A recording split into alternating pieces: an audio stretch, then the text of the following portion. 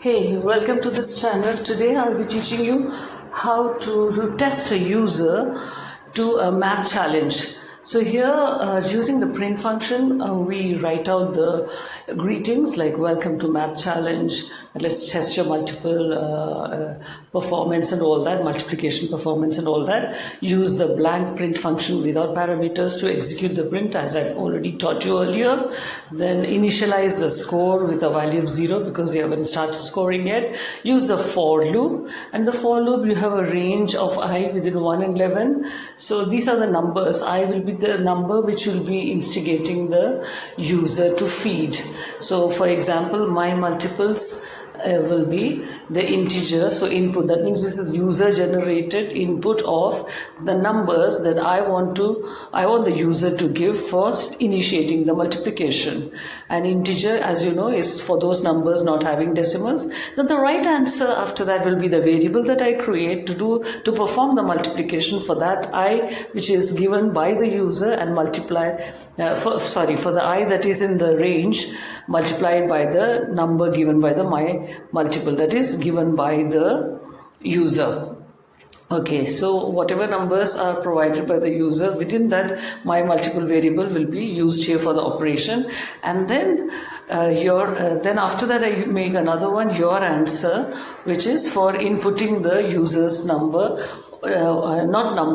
the answer provided for the multiplication that is done in front of him using the I, X and my multiples. You have to print that out. So I comma, which is a number in the range. X is for multiplication sign within inverse. My multiple is a variable, the number provided by the user. Remember that. Always. Variables is never within inverse. Then if your answer equals to the right answer, exactly right, matching, then you print out you got it right. If it doesn't right, then you have to give you didn't get it right, the right answer is the right answer. Again, right answer which is a variable will not be within inverse. Always remember.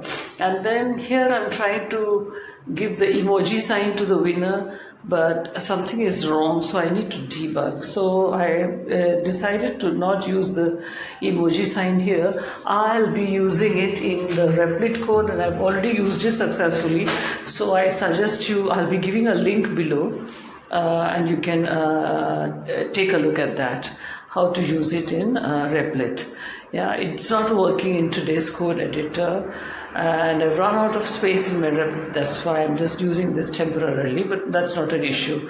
Okay, so in the if loop, these are the conditions that I've given, various situations whereby you get the exact correct answer, you say you got it right, and if you don't have the exact correct answer, you give the right answer. Yeah, and then again if you don't get all the answers right, then in the end you give a score of you got so and so score out of 10.